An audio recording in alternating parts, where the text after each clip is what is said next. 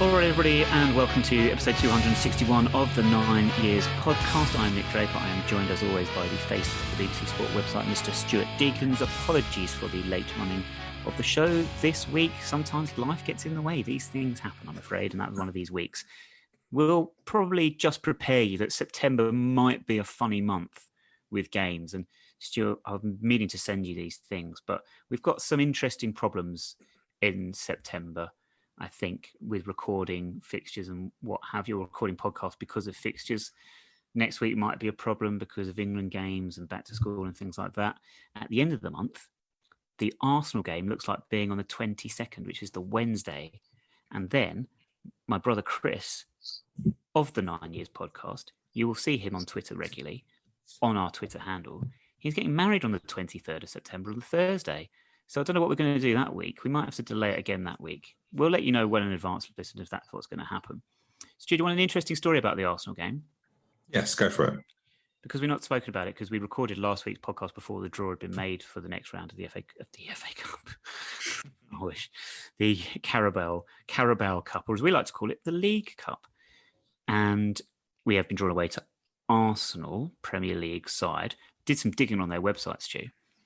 Arsenal are not requiring any form of COVID vaccination or negative COVID test certification or evidence to allow you into the stadium. They said that is not anything that they're looking for. So as it stands, that means that I might well actually end up going. But if they ask for any form of COVID proof, no, I am dead against this. Not because I am anti-vaccinations, because I am anti-vaccination passports. Yeah, do you know, I'm in two minds actually whether I'm going to go or not. And it may sound weird, and it's not. To be honest with you, it's not for the COVID side of it, although it would have an influence. I'm very similar to you on that. I'm just not sure if I want to go. I think we get turned over, and it's not that I want to go to every game that we'll win, but I'm just sort of thinking midweek. Do I really? And I sort of got into this habit of not doing away games and spending some time with my son and stuff like that. Who can I just say, by the way, right? This was a funny story. You'll laugh at this. So my son on Tuesday, I was at the player sponsors meal, and he doesn't normally sleep when I'm not here. I think he's used to me putting him to bed. So my wife done a FaceTime, and he was with me, and he had gone into our toilet. We'd got a new toilet brush. Okay, he had taken a toilet brush, and he felt it was something that he wanted to sleep with. It's the most hilarious thing I've seen. And I was saying goodnight, and he was blowing me kisses, and he had his toilet brush in his other hand. And it's been his friend ever since. I know sometimes we can be a bit shit, but you know, we're not that bad sometimes, are we? So I'm not too sure. I think I'm probably gonna spend some time home with it. Yeah, it's a great draw, but it's a great draw financially. In my opinion. But, talking about COVID, I was chatting to George Jones, actually, because he was saying that, I know, George Jones, the dodgy hair, the one who gets everywhere well early. He was saying at Ipswich, they had that, didn't they? And I was just saying, well, they could have checked everybody. But he was saying to me that Ipswich had hundreds, well, he might be exaggerating, but it felt like hundreds of stewards checking everybody to ensure they'd had a COVID test, etc. when they went in, which is a lot of, hey, look, some people may go, great, that's what they should be doing. I'm thinking that's an expensive thing to do for something that realistically is going to be around for forever. Yeah, I mean, we won't go down that line of conversation at the moment, but I'll just say I was never going to Ipswich Way. I've done Portman Road now. I wasn't looking to return this year, but if I was thinking of going and then saw that they were looking for COVID passports, no, I would have just not gone. I refused to partake in this. But hey, that's not a conversation for another day. I've just got a message, Stu, here from the National Podcast Awards. We've just won a nomination for Weirdest Start to a Podcast Ever. Oh, wow. And that is for this week's episode 261 show, talking about COVID passports and your son's love of toilet brushes. It's so good that they're so on the ball. Like, they are so up with it, aren't they? Do you know what I mean? So thank you for that nomination, and we will look forward to... We've not even released the podcast yet. They're listening in. This is the surveillance society that I'm worried about. This is why I'm against COVID passports. This is the reason, because Big Brother is always watching. Anyway, let's move on. Yeah. So this week we will be talking about the 2-2 draw at Ipswich, and we'll be looking at the other things going on in League One, previewing Oxford's visit on Saturday. We've got a few other things to talk about, including season tickets, everyone's favourite topic of conversation right now. sponsors meal, and Donstrust board elections, as well as looking back as to what happened this time in 2001, 20 years ago. But first of all, Stu, let's get this one out of the way. You're talking about the Ipswich 2-2 draw. Joe Pigott celebrating or not celebrating, who cares? Exactly. Like, I know he got a bit of a bad, he didn't get a great reception, which I think is really sad, for what he did for us, 20 goals last season. He got a penalty. Do you know what made me I was more annoyed, the fact that he put the penalty away so easily, because he didn't always do that for us, did he? He looked really... Mentioning no League Cup games against Milton Keynes at any point. Exactly, but that's what disappointed me the most, was that he put it away so comfortably, put the keeper the wrong way, and then did a little heart thing. You don't know who that was to. But you know what? Good luck to him. He's got a new career. He's at Ipswich. He also wants to impress the fans there. I wish him no harm at all, or ill feeling. And I think we should have been a bit more appreciative for what he did for us, rather than giving him a bit of grief, which just doesn't. I don't know. I want players to celebrate goals. Like, we moan about players getting bookings for goals, for celebrations. Let him celebrate. Yeah, I've never had an issue with players celebrating. I don't like. You're there now playing for Ipswich. You're doing a job for Ipswich. You score goals for that team. It's fine. I don't care. Celebrate out to your heart's content. It's absolutely fine with me. There are certain exceptions to this. Danny Kedwell didn't celebrate when he scored against us at the end of the 2012-13 season, because at the time we were going down, and that's a different thing, because that's a long-term consequence. But for an August game in the league, it's like, just get on and do it. Lyle Taylor celebrated for Charlton when they beat us 2-1 at Kingsmeadow. Yeah, I agree with you. But again, the celebrations that are probably not cool is when you Adebayo. Well, that's different. Yes, of course, yeah. Do you know what I mean? That's deliberately, like, if Joe Pigott had run and literally cupped his ears in front of the fans, away fans, then he deserved what he got. But he didn't.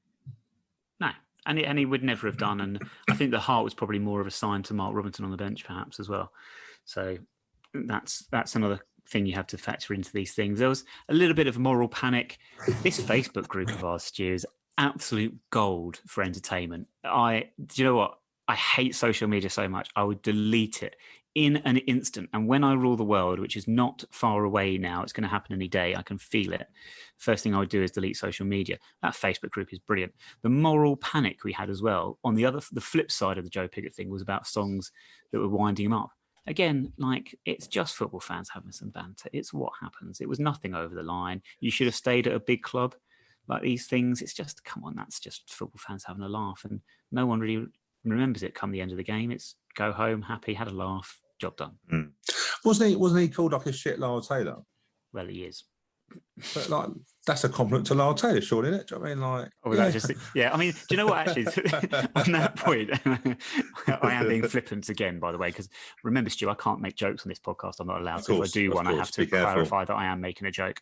The other one that made me laugh is the fact that Danny Kedwell, who I mentioned earlier, absolutely worshipped by every single AFC Wimbledon fan. But if you remember the first time he came back to Kingsmeadow with Gillingham, we invented the Jack Nidson makes Kedwell look shite song. It's just football banter. Yeah. That's all it is at the end of the day. Yeah, and I'm reading Eric's book at the moment. I've got to the City of Manchester bit and stuff, and it's also talking about the Danny Kedwell, where Crawley made 2 bids for Danny Kedwell, and you sort of remember back then. It's you know what? It's quite interesting reading back. I'm not going to spoil it for anyone who's not got the book. If you haven't, it's a good read. But it was talking about Mike Richardson taking them to the Cheltenham races before the Crawley. And it says that basically there was 5 players that went. They were told not to go. 5 players went. One of them included Jamie Stewart. Of course. And Terry Brown apparently had a face-to-face argument with him. Well, I would have had an argument with Jamie Stewart. Jamie Stewart, no. But do you know what? I can work out why he was such a psycho. Apparently, he used to have energy drink powders and loads of caffeine. And he would then go into the showers. This is a true story. Go into the showers, do press-ups. He would then be sick because of how much he had. He would throw up, and then he would be like on it, ready for the game to start. No wonder he was a nutter in the middle. Wow. Yeah, that's quite a pre-match routine, isn't it? Isn't it? Like, it's probably not healthy. I wouldn't have thought so. No, but I think it was Seb Brown who basically said that. But yeah, I'm just getting to the part of league football and that. But it's been really good to read back about some of the things that happen. That's what got us into League One, all those things. Mm-hmm. But yeah, being a shit Lyle Taylor, I'll take being a shit Lyle Taylor. Well, we know you would. Blimey. He is shit at the moment, let's be fair. He's going through the motions for Nottingham Forest, but then I think most of the team are. Yeah, it doesn't look like a good situation for us. It's not been a good situation for many years. You know, if Jamie Stewart's part of his pre-match routine was to throw up before kickoff, he should have signed for Hartlepool and had one of their burgers, because it would guarantee it every single time when they had a home game at least. Did you have a burger up at Hartlepool? No. Hartlepool, I just don't. It's so cold up there. Well, yeah. Like, I don't know if you remember coming down when we got the coach there. You literally, it's a really high land, and you come down, you can see the ground, you can see the North Sea, and it's just like cold. Why would you live in Hartlepool? It's like it's probably on a par with Newport. Well, no. Newport's on a whole other level of its own, but that burger they sold at Hartlepool was Newport worthy in its lack of quality. I can only assume it was sold as meat, but it must have been an early prototype for this vegan meat, because I don't know what was inside. I don't know what was inside it, Stu. It wasn't meat, I'll tell you that much. No. Oh, my word. Anyway, right. 2-0 down at Ipswich. We got back to 2-2 in the end. First of all, very quickly, was it a penalty? Was the referee right to award the penalty against us for Will Nightingale's? Yeah. Yeah, I think we all agree on that one. Do you know what I thought it was? I think it's one of those where the player's gone past, taken the ball past Will, and he's knocked it too far. He has knocked it too far. But it's the sort of situation you see on the halfway line, for example. And in that situation, if it was Will in that position on the halfway line, Will would probably have expected, because the touch is heavy, the ball's probably already gone, and we've got possession back because another one of our defenders has just intercepted it. And Will's just instinctively thought that's what's happened and done the typical. Because you're on the halfway line, you make that pull, the ball's already gone, nothing happens. It's like a nervous reaction, isn't it? You just do it. You don't know why you've done it. I think the thing that probably didn't help Will was that he was dragged out wide by Burns. It was the first time that Will was, and we all know centre halves don't like being dragged out wide because they just have the pace. And I think that's what it was. He dragged him out. He then run the ball past him. If I'm being critical, I'd have liked Zanev to be a little bit more vocal with it because the ball was going dead. But look, he reached out. Burns took the touch. It's a penalty. People can say it's a soft penalty. Hey, look, it's a penalty. He got him into a situation he didn't want to be, and Will unfortunately stuck out his hand. Yeah. Penalty was converted. They then got a second one soon afterwards, which was Burns again. Right, good finish. Good goal. No complaints there. That's happened. But great character. Fantastic character to come back up. 2 set pieces. Anthony Hartigan deliveries both occasions. Is that the work of our set piece restarts coach coming to the fore? Yeah, I spoke to Andy Parslow at the sponsors meal actually, because I was laughing. Andy Parslow being our restart coach. Sorry, yeah. No, so if anyone's not familiar. Yeah, I get on quite well with him actually. We've interviewed him a few times, and I spoke to him at the train ground recently, and I was saying to him, I said, I bet you were well. I just said to him, I said, I bet you're well pleased. You got all the plaudits on for the. He went, yeah, it works well, didn't it? And while I said that, I said, like, you know, I said, you must seriously be happy when you get something right, because when something goes wrong, you're always a person that comes back to. It's that sort of thing, isn't it? And he was like, yeah, it worked really well, and stuff like that. So replays. Little quick story. I caught up with Alex Woodyard on a sponsors meal, and we were talking about the game. And I was like, and George, and bless him, George Jones, won't mind me saying this, but George was like, it weren't a booking, by the way, Alex, it weren't a booking. And I don't remember, he got done by Joe Pigott on the halfway line. Right, yeah. And it was a booking, because basically I was like, you turned out and he knew what you were doing. And yeah, he goes, I did call him a few things after that. You know, that's what you get. Basically, that's what Alex Woodyard was doing training. He would turn out, but Pigott saw the sign, got him. He said, then I saw that there was no one back, and I said to drag him down. And I said to myself, I was worried about you, because that's a long time to be about, you know, on a second yellow card. You're not very good with them. And he gets the up, He gets the up so quickly. But he was saying, like, they were giving him lots of grief because Pigott actually set up one of the goals, didn't he? He got the flick. Right. He got the flick, which wasn't in the script, but it was nice that he helped us out. He said that Andy Parslow was saying we were supposed to get a flick. It just wasn't supposed to be Joe Pigott. For the first goal, wasn't it, for Hennigan's goal, the flick, yes. And then Hennigan put it away, and then Hennigan heavily involved then in the equaliser, because he won again at the back post, heading it back across, and Radoni's in the middle there to tuck it away, which is not a familiar position for Jack to find himself in, but I guess forward player, last minute, you're in the 6-yard box trying to see what you can poach, like a poacher's instinct, like a who was that player we had once that was just Matt Tubbs almost, in the box, just poacher's instinct. Did very little else. Yeah, there's many like that, isn't there? Like, going back to Gary Lineker, didn't score one. I think he scored one goal outside the area in his whole career. Yeah. But he was priceless in. But that's what instinct, isn't it? It's exactly the point I make, though, because Ridoni, who we've seen before, is very much of the spectacular things, long-range strikes, long-distance strikes, things outside the box, but then literally right on the goal line, almost tucking it away. Yeah, I suppose, do you know what? I think it's something that he's added into his game. We were talking, weren't we, about the goal he scored against Rochdale when he scored that flick header. Great header.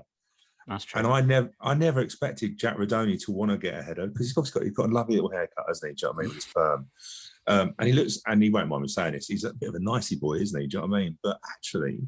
You say nasty boy? Nicey boy, sorry. Oh, I was thinking you were making a 90s WWE reference. Sorry. But realistically, he probably should get more goals than what he does because actually he's decent with his head.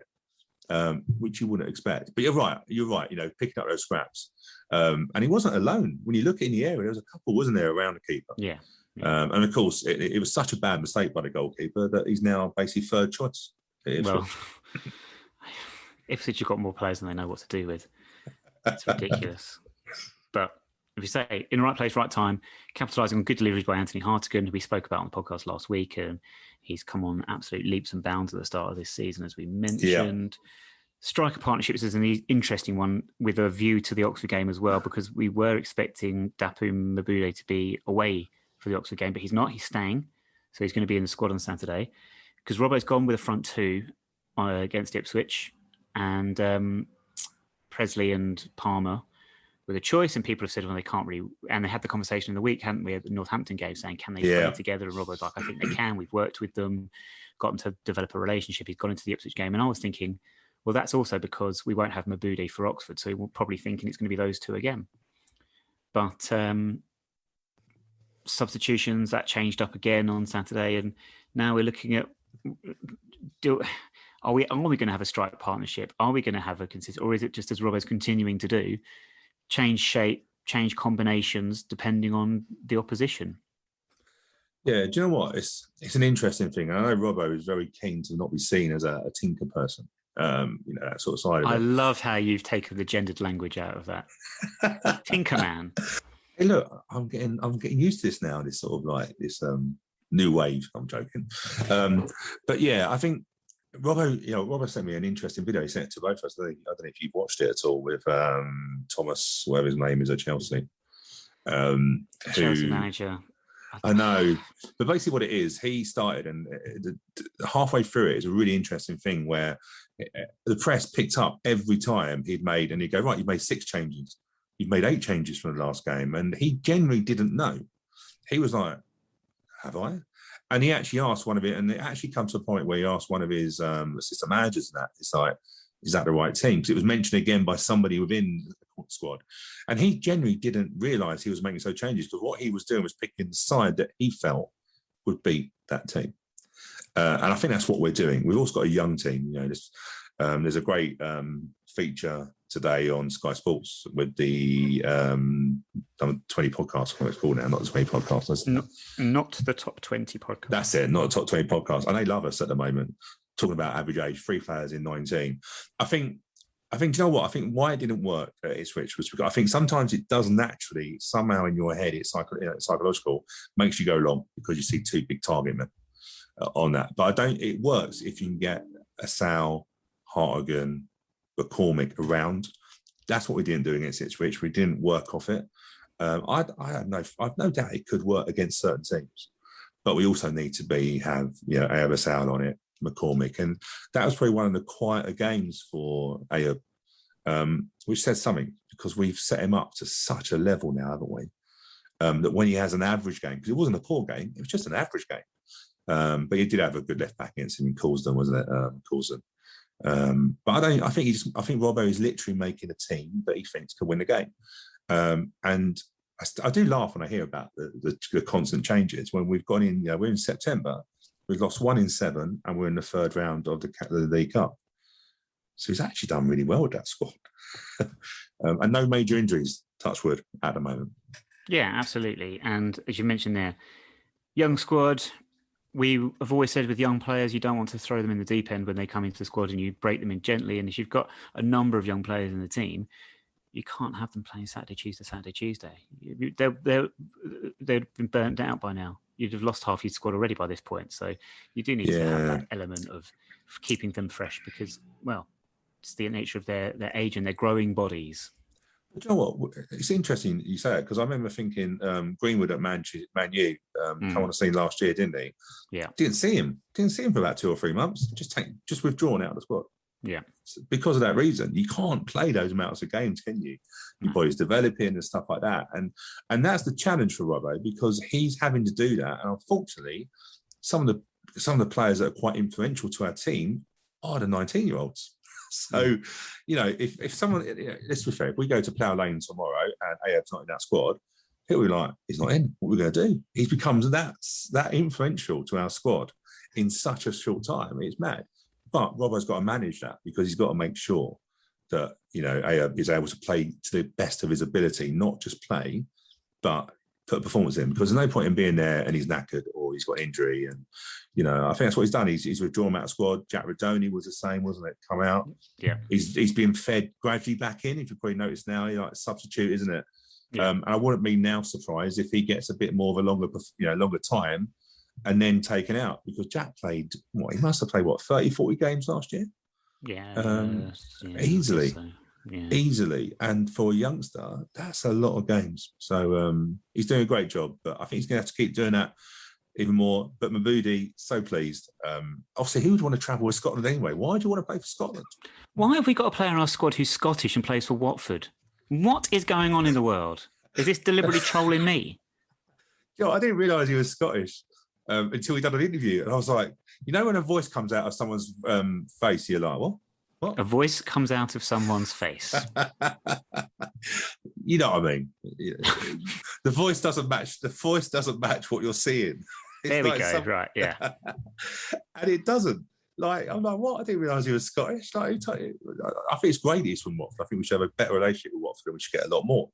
But the Scottish side of it, who would want to play for Scotland? So I'm not surprised he didn't go. Who would want to go? I think the country he was playing was on the red list, but I think Scotland should be on the red list anyway. Don't go to Scotland.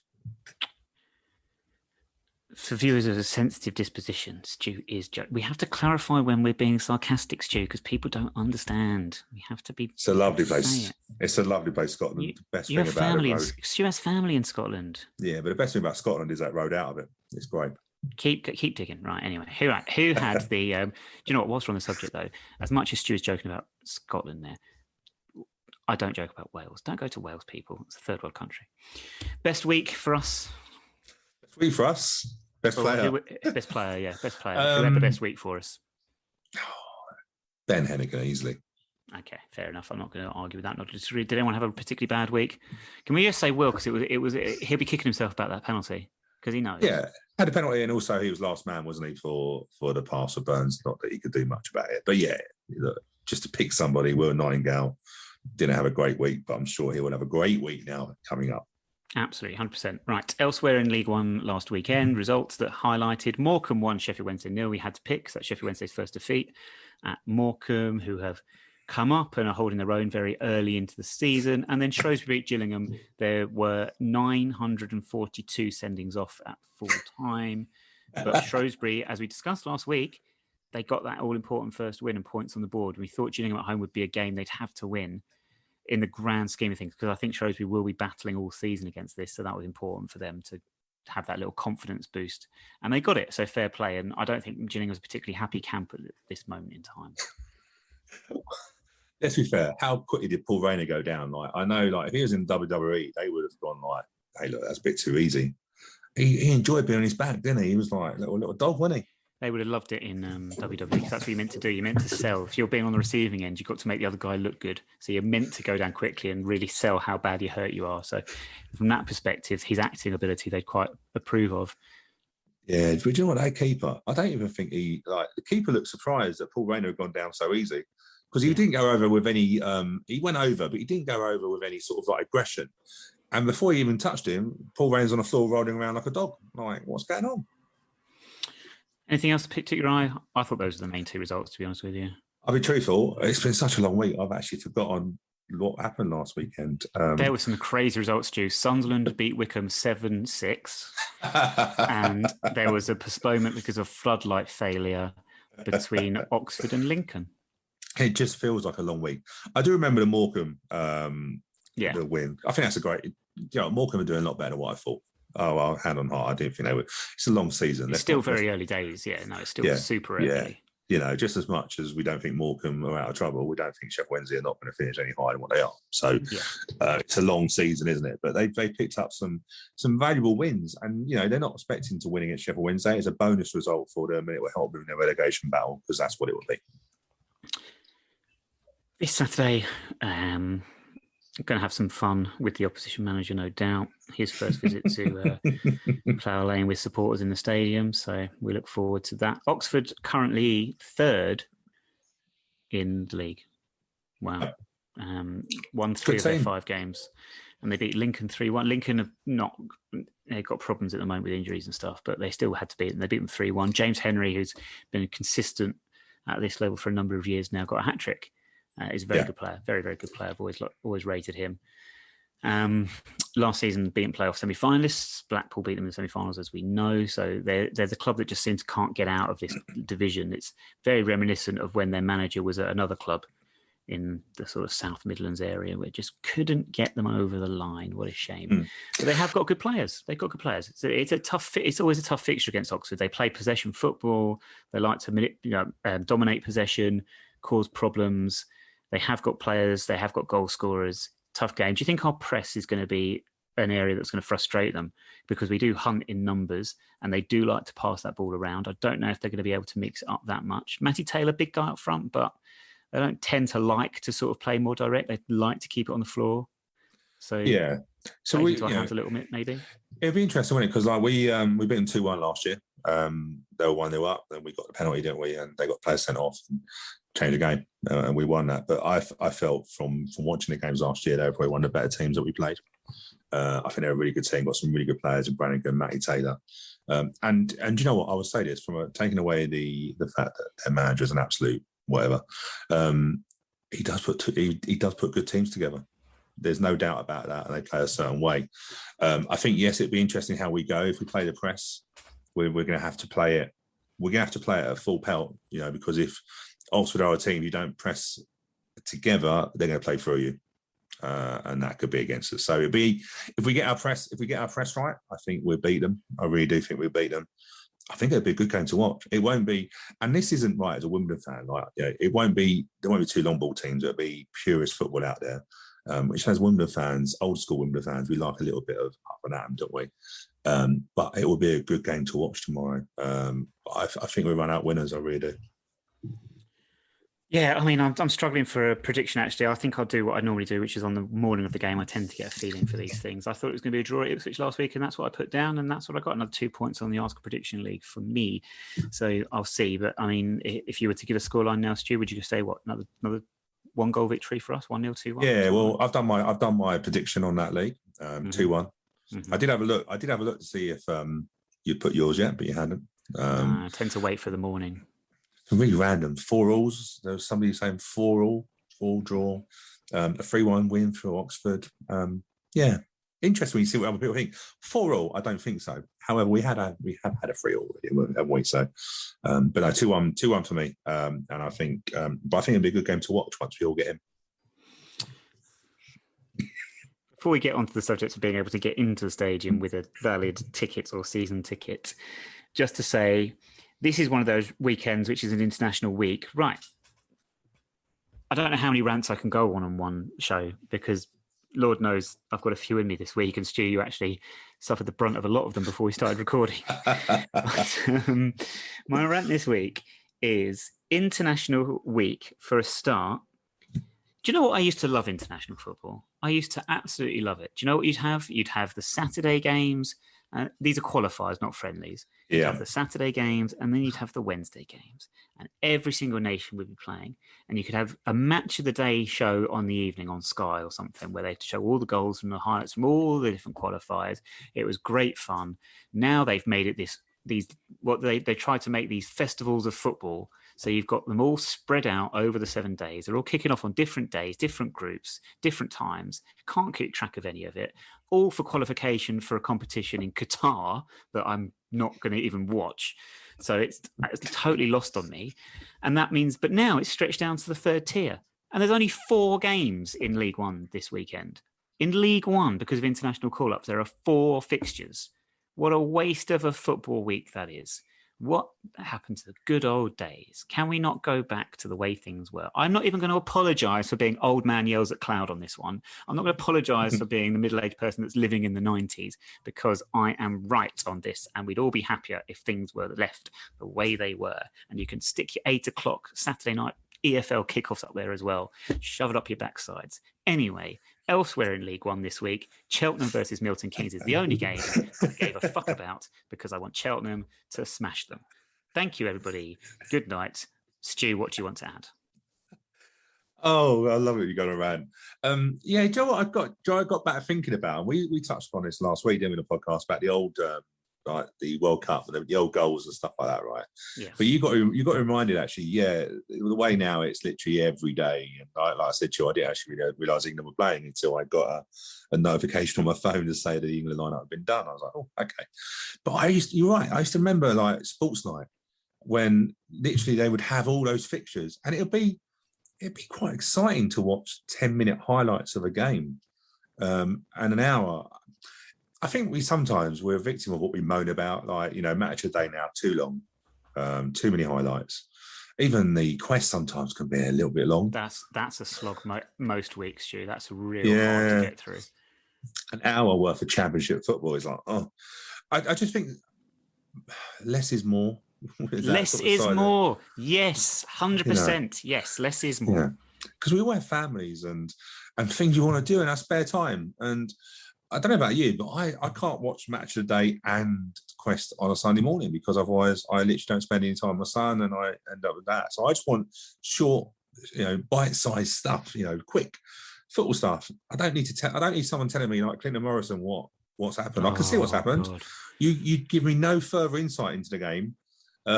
He is awful. He is absolutely awful. He's terrible. Yeah. And I did actually watch, was it the League Cup one? He was on the midweek one with Jackie Oatley was a presenter. That's right, yeah. And he must have said, and he did well there. Every single thing, every single goal is like, and then he's done well there, and he's done well. He's done well. I was like, you're not actually adding anything to this, Clinton. No.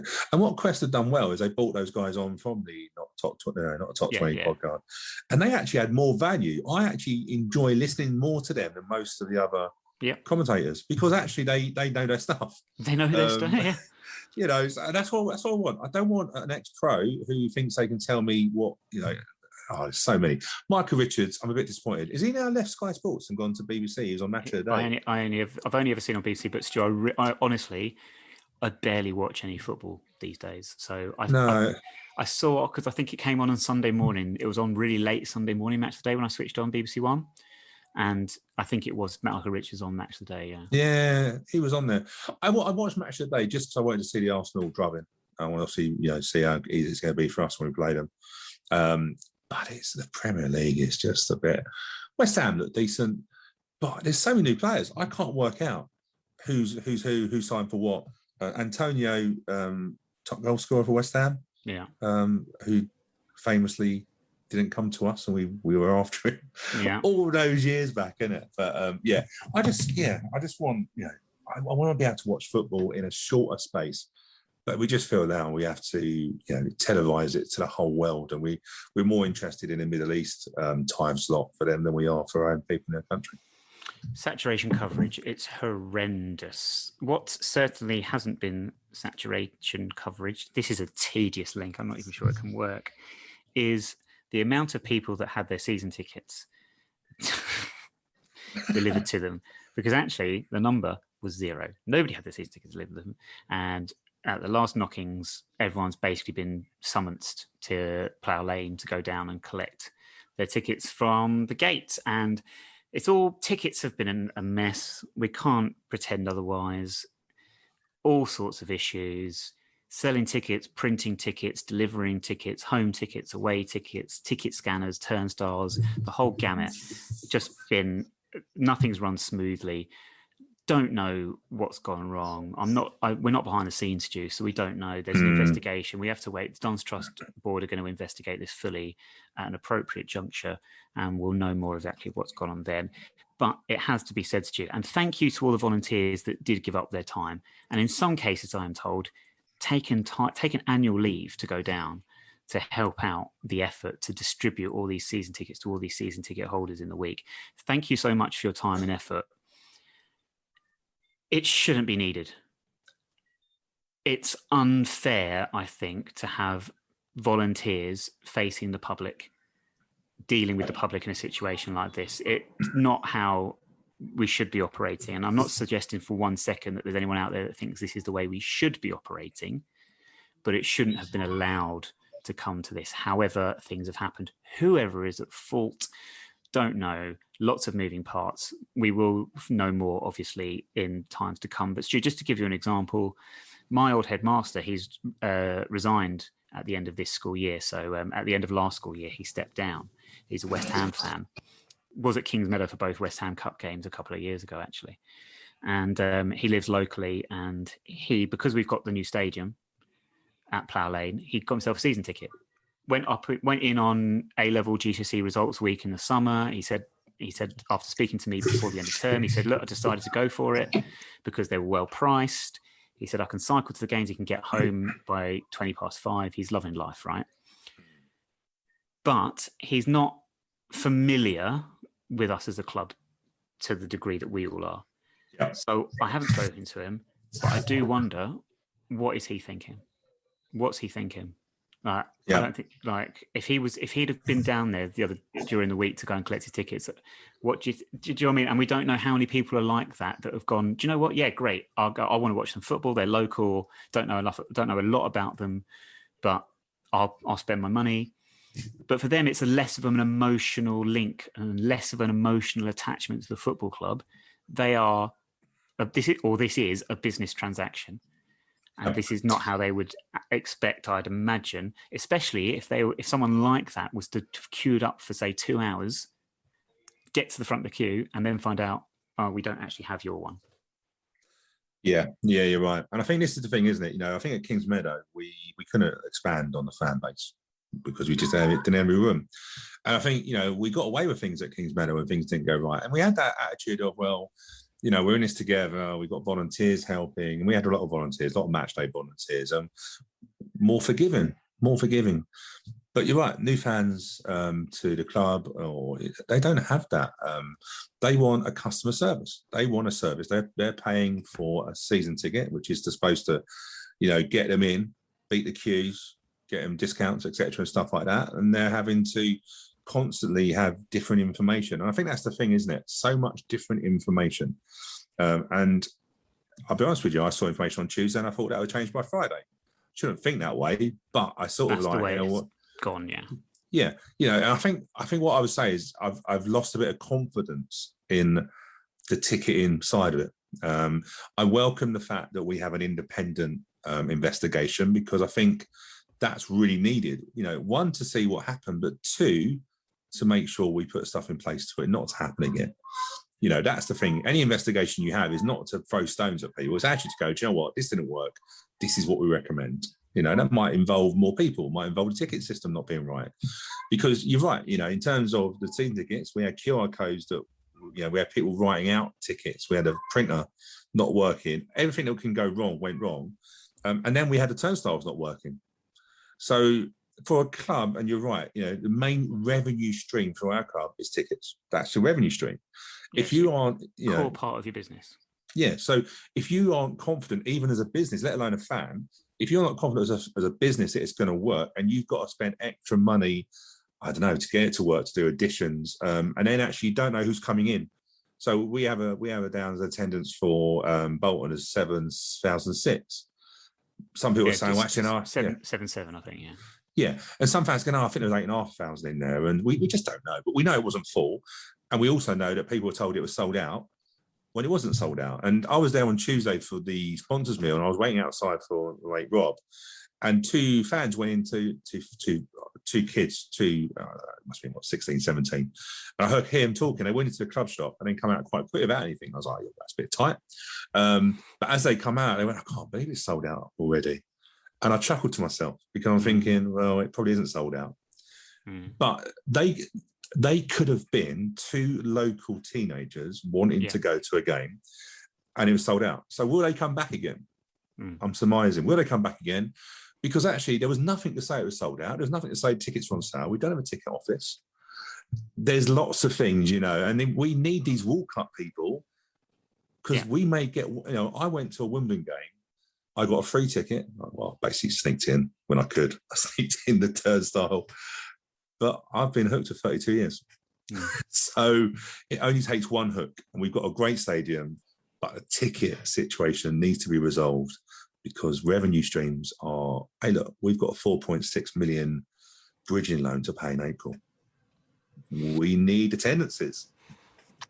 We need money. It has to come from somewhere. I think we will one day, Stu, look at this properly when we get the chance to, because we do need to talk about this bridging loan and the financing of it. We are, however, running late. But as usual, sounding great. So very, very quickly, in less than a minute, Stu, sponsors meal was on Tuesday. You mentioned it a couple of times, dropped it in, but a nice evening with all the players. Yeah, lovely. Do you know what? Robbo, what you see with Robbo in interviews and how well he speaks, you have to sometimes see it, how that rubs off on players. They are a credit. They are a credit to Robbo and the club. They are so well behaved. I say that like well behaved, but these are kids. Like, I don't know how about you, Nick, but if I was 19 and sitting on a table with some real business people, I think I'd absolutely struggle at that age. But they're really good adults. Andy Horton come over and chatted to us. David Charles did. All the players come in at 6 o'clock, and some of them are still there at 10 o'clock. And apparently they've been there all day. They've done that. I don't know if you've seen a video of the kit, not the kit launch, the pitch and stuff. So they've been there all day, but they didn't really want to leave, which is great. They looked all comfortable around the fans, had a good laugh with Andy Woodard and Ollie Palmer and that sort of stuff. But great evening. Yeah, great evening. And if you haven't got involved, look, all the trouble that's been around, sponsors and COVID and stuff like that, it's a good evening. And it really does fire you up to see what Robbo's building because, like I say, what you see in the video is great. Trust me, if you see what he's doing with the players and their behaviours and just how they are as men, it's impressive. Someone else who's been very impressive over the years is Jane Lonsdale, who's currently the co-chair of the Dons Trust Board, but from November, or not from November, sorry, that's when the elections are, but from January, she will no longer be. She is going to step down from the Dons Trust Board after 8 years of service, and I want to just put on record our great thanks, Jane, for everything you've done.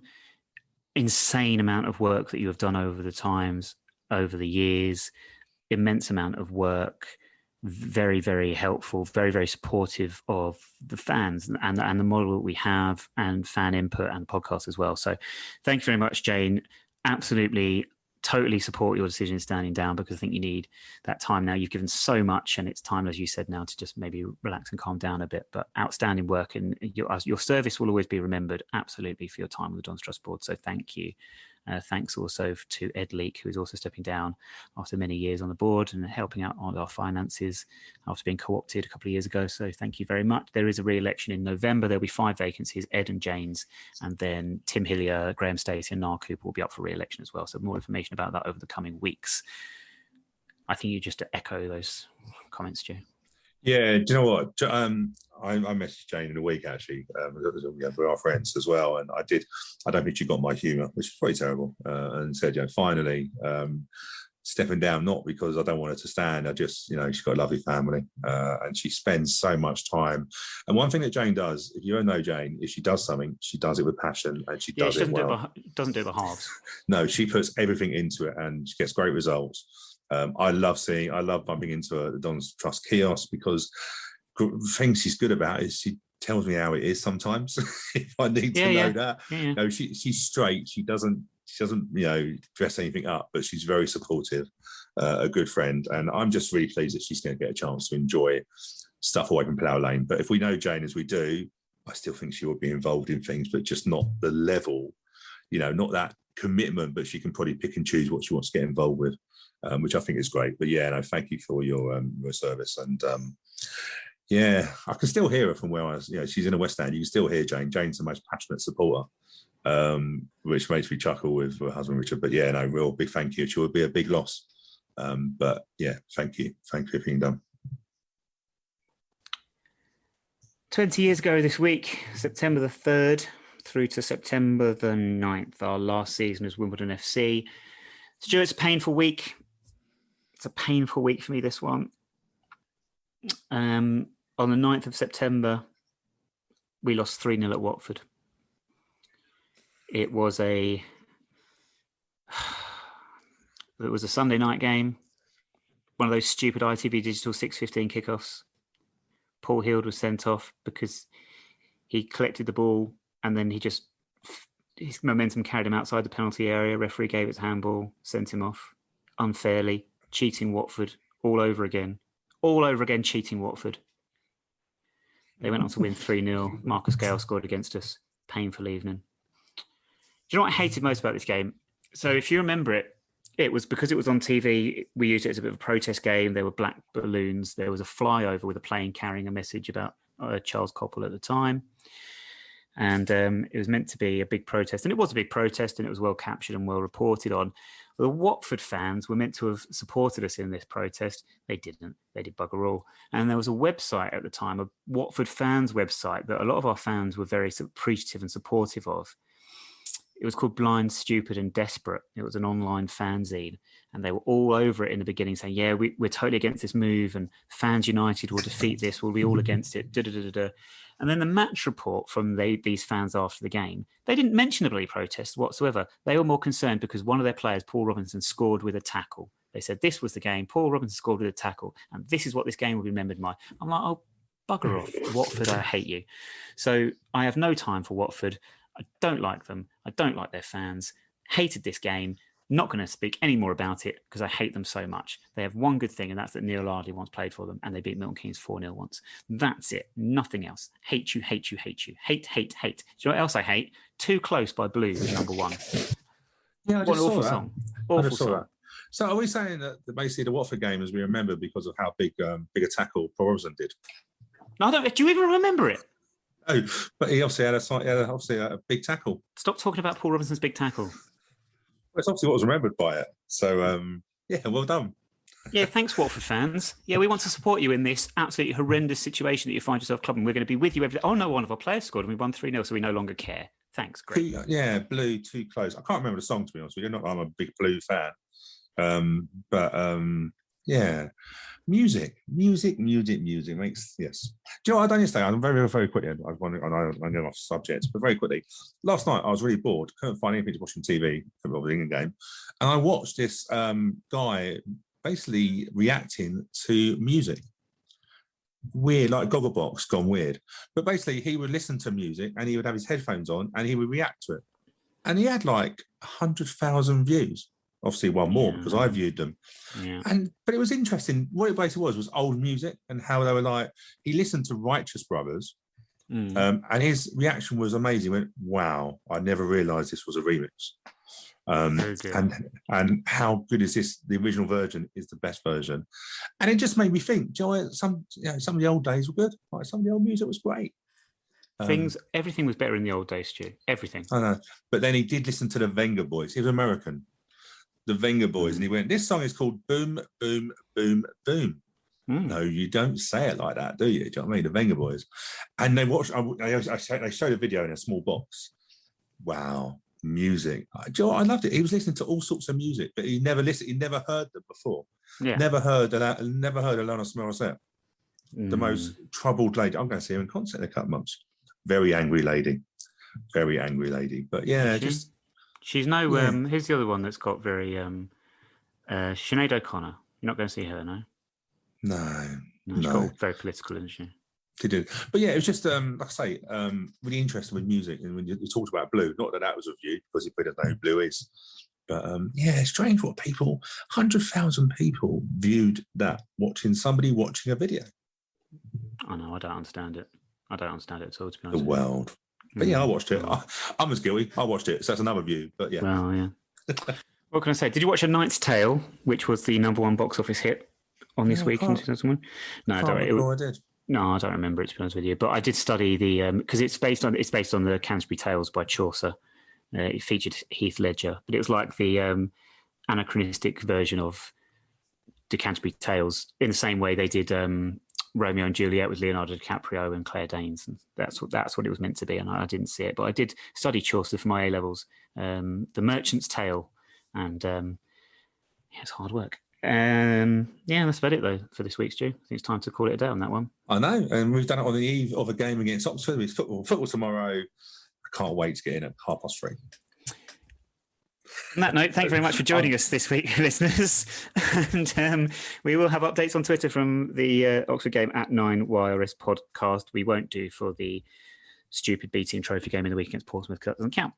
Stu, thank you very much for joining me this week. No problem, thank you. Thank you for listening. Alexa Bliss, bag first, milk last, 2 + 2 = 4. We shall speak to you again next Friday.